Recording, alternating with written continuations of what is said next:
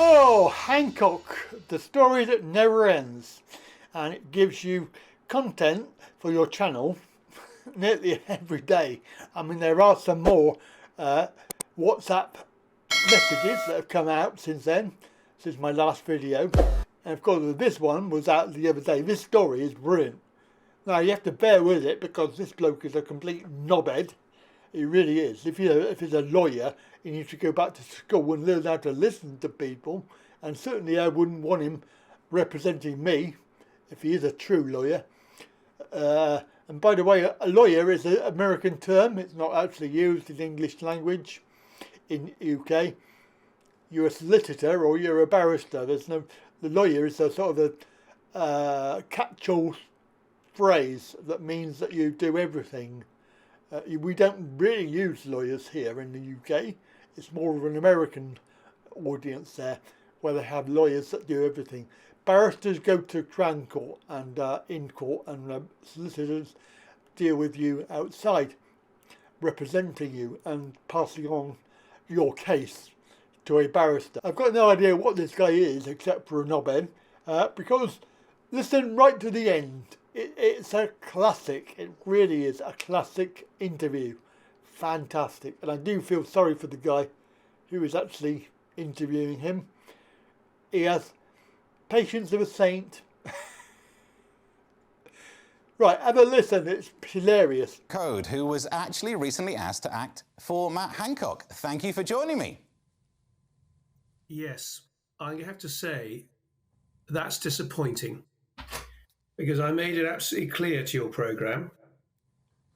I asked them not to disclose that. And that is very, very poor journalism. Okay, well, it seems like, I mean, are you okay to carry on, or is that the kind of thing that means you don't want to carry on?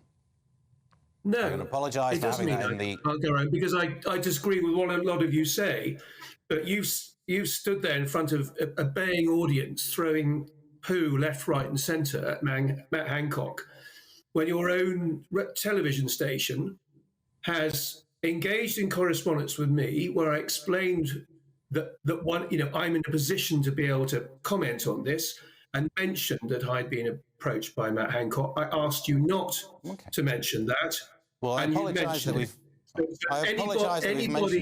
Anybody's tempted to take you seriously or your programme seriously, here's a good reason not to. In this moment, I can apologise for including that information, and I just need to know, you are, of course, and I would love to know your counters to any points that I made, if you would like to make them, and I apologise for having information in the introduction. Well, I will. The difficulty is where to begin. Okay, so first of all, you've asked the wrong question. Now, inevitably, I looked at this as a lawyer. And since there was a non-disclosure agreement, and we are governed by laws, and doubtless GB News includes non-disclosure agreements in its employment contracts, and therefore has no problem with them in principle, the question fundamentally is, was it right for this lady, who incidentally, you mentioned she had form, you didn't mention the whole of the form. She did exactly the same thing to Aaron Banks when she was asked to ghostwrite a book about Brexit. Just to jump in, it feels like we agree on that point, where I was saying she had form. I didn't mention all of the points that you would like to mention, and yet you're taking exception. I agree she had form. I just thought, for the audience's sake, that the most direct form is that she broke her agreement in the ghostwriting agreement. Now, I've seen and drafted a number of these. Every single one has a non-disclosure agreement. Right. So to try and help me, if my question was wrong... Hi, you're going to interrupt me, you're going to let me finish. I'm trying to work out what... Yeah, and you're saying that we're asking the wrong question. I'd love to know what the right question is. Yeah, I'm now going to explain why. You interrupted me by saying you apparently agree with me. So had you not interrupted me, I would have got to the end of the answer. Okay, so can I ask again, what is the question that I should be asking? All right, so I'm bound by a confidentiality obligation, both contractually and a lawyer. Now, I ask you rhetorically, you come to me, some marital problem, and you say all sorts of things in confidence to me about difficulties with your families, with your children. And then, for some reason, you're in the public arena for some reason. I think a couple of months later, do you know what? I didn't like that man. He was on television and he said daft things, or, I don't like his political views or whatever. Do you know what?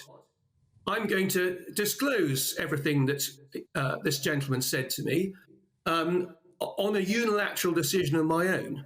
Now, that would be helpful for you to understand this. That the point is, she was bound by a contract. So as a matter of law, there are two tests. The first test is, generally speaking, confidential information. You balance the right of people to know with the right to confidentiality.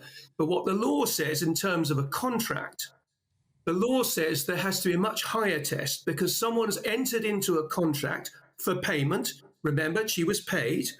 She entered into contract for payment. So was there sufficient public interest for her to breach that contract? Now, I can tell you that as a matter of law, the answer to that question is no. Okay, but so can I join in and partake of a conversation?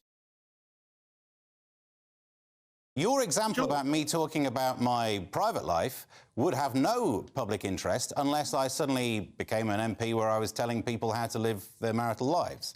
So your example doesn't have that public interest in, and okay, like... let's pick that up. So you think that if you became an MP, because this is an extraordinary thing to say, but let's split it out to show how idiotic it is. Yeah. So you think that if you became an MP, where you had an obligation to speak about family issues, that would entitle me to go to the Telegraph and say, do you know what? 5 or 6 years ago, you instructed me, let me finish, on issues of marital confidence. And because he's now an MP, here you are. These are all things that he told me. Do you think that's right? So here's an example then. Let's take it more ad ridiculum. That I speak to you. No, you haven't answered the question. Do you think that's right? Yes, in the specific example I'm about to say. Yeah, you do. Okay. Well, then God help you. If you really think that obligations of confidence are worth that little, I don't believe you. I don't think you believe that's right at all. Is there any case when there would be a time that you could break a non-disclosure agreement because of public interest? Because it seems like you're describing no possible outcome when that would be correct. I'm saying that there has to be a very high circumstances for that. Now, I don't think there is, because that's going to be your next question. So first of all, the interesting point is the word thinking. The COVID crisis was the first that any government faced for 100 years. So that we discover that mistakes were made during the COVID crisis. I know. How extraordinary is that? Why is it necessary to learn from those texts that the government made mistakes? Yeah, we're not specifically talking about this. I've just been given the actual email that you sent to my producer, which they'd like me to read out. As a courtesy to the lady who approached me to act for Matt Hancock, I would be grateful if it was mentioned that he asked me to act for him. Say what? I would be grateful if it was mentioned that he asked me to act for him.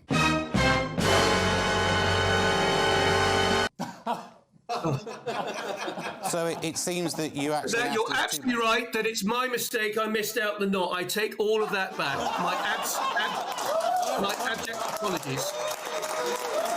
You're right and I'm wrong. No, fair dues. I'm absolutely wrong about that. My apologies.